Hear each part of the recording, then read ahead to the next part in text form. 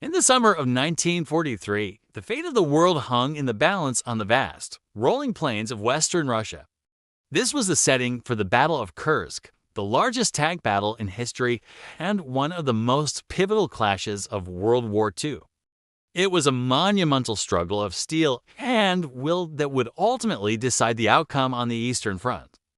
To truly grasp the significance of Kursk, we have to rewind a bit back to the brutal winter of 1942.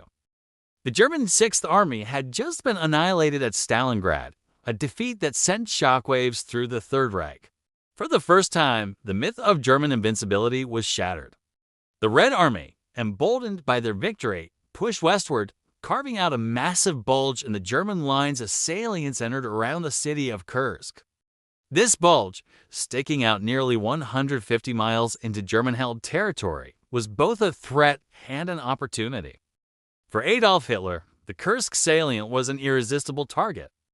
He was desperate for a decisive victory to regain the strategic initiative, shore up morale back home, and prove to his wavering allies that Germany was still the dominant power in Europe. His plan, codenamed Operation Citadel, was a classic pincer movement. Two massive armored groups would strike the salient simultaneously from the north and south, slicing through the Soviet defenses, encircling and destroying the Red Army forces trapped inside. It was a bold gamble, designed to cripple the Soviet war machine for good.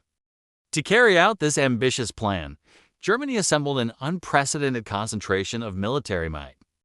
In the north, General Walter Model's Ninth Army stood ready with over 330,000 men and 900 tanks. To the south, the legendary Field Marshal Erich von Manstein commanded the 4th Panzer Army and Army Detachment Kempf, a force of 440,000 soldiers and a staggering 1,500 tanks. This wasn't just about numbers, it was about quality. The Germans were deploying their newest and most formidable weapons of war, the heavily armored Tiger I tank, with its powerful 88mm gun, and the sleek, technologically advanced Panther tank. On paper, this force looked unstoppable. But the Soviets knew what was coming. Thanks to a combination of partisan reconnaissance and brilliant intelligence work, including information from the Lucy spy ring in Switzerland, Joseph Stalin, and his top commanders, Marshals Georgy Zhukov and Alexander Vasilevsky, were fully aware of Germany's intentions. Instead of trying to preempt the German attack, they made a calculated and audacious decision. They would let the Germans attack first. They would absorb the initial blow, grind down the elite panzer divisions on a network of formidable defenses. And then, once the enemy was exhausted and weakened, they would unleash their own massive counteroffensive. For months leading up to the battle, the entire Kursk region was transformed into a fortress. The Soviets created a defense-in-depth system unlike anything seen before. They dug hundreds of miles of trenches and anti-tank ditches, some over 15 feet deep. They laid over 1.5 million mines, creating the densest minefields of the entire war. Barbed wire entanglements, fortified bunkers, and thousands of camouflaged anti-tank gun positions created a deadly, multi-layered trap. The entire civilian population was mobilized to help with the construction. It was a monumental feat of engineering and preparation. Behind these defensive belts, the Soviets secretly assembled a huge strategic reserve, the Steppe Front, under Marshal Ivankov. This force, with over 500,000 men and 1,500 tanks, was the ace up their sleeve, waiting for the perfect moment to strike. On the misty morning of July 5, 1943, the ground began to tremble. Operation Citadel was launched. Thousands of German guns opened fire, and the panzer divisions surged forward, expecting to punch through the Soviet lines. But they immediately ran into a wall of fire and steel. The German tanks, designed for sweeping mobile warfare, were forced to crawl through the treacherous minefields, making them easy targets for Soviet anti-tank guns, artillery, and ground attack aircraft. The fighting was ferocious and attritional. In the northern sector, General Model's powerful Ninth Army struggled to make any headway. The Soviet defenses were simply too strong. After a week of brutal, non-stop combat, his forces had advanced a mere 6 miles and suffered crippling losses. They were completely bogged down and their offensive had failed. In the south, Manstein's forces had more success. His elite panzer corps, equipped with the new Tigers and Panthers, managed to punch deeper into the Soviet lines, advancing about 25 miles. But it came at a horrific cost. Every mile gained was paid for in blood and destroyed armor. The fighting culminated on July 12th near a small village called Prokhorovka. What happened there became the stuff of legend. The Battle of Prokhorovka is often remembered as the single largest tank engagement in history. On that day, elements of Manstein's 2ss Panzer Corps clashed head-on with the Soviet 5th Guards tank army. It was a chaotic, brutal melee fought at point-blank range. Over 1,200 tanks from both sides converged on a narrow battlefield, shrouded in smoke and dust.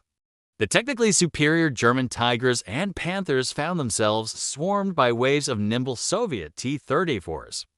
The Soviet crews knew they couldn't penetrate the thick frontal armor of the German heavy tanks, so they used their speed and numbers to close the distance, aiming for the weaker side and rear armor.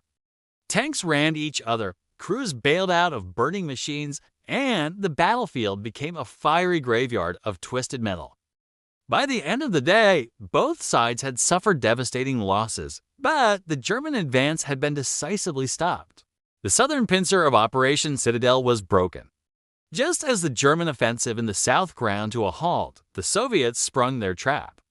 On that same day, July 12th, they launched their own counteroffensive, Operation Kutuzov, against the northern German flank.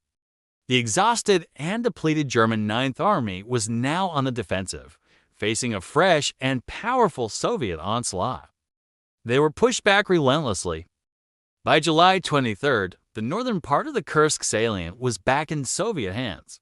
Then, on August 3rd, the Soviets launched their southern counteroffensive, Operation Rumyantsev. Manstein's forces, battered from weeks of fighting and low on fuel and ammunition, were in no condition to resist. The Red Army surged forward, recapturing the city of Orel on August 5th and, in a hugely symbolic victory, liberating Kharkov on August 23rd. The Battle of Kursk was over. The scale of the losses was almost unimaginable. The Germans suffered around 200,000 casualties and lost over 500 of their best tanks and 1,000 aircraft.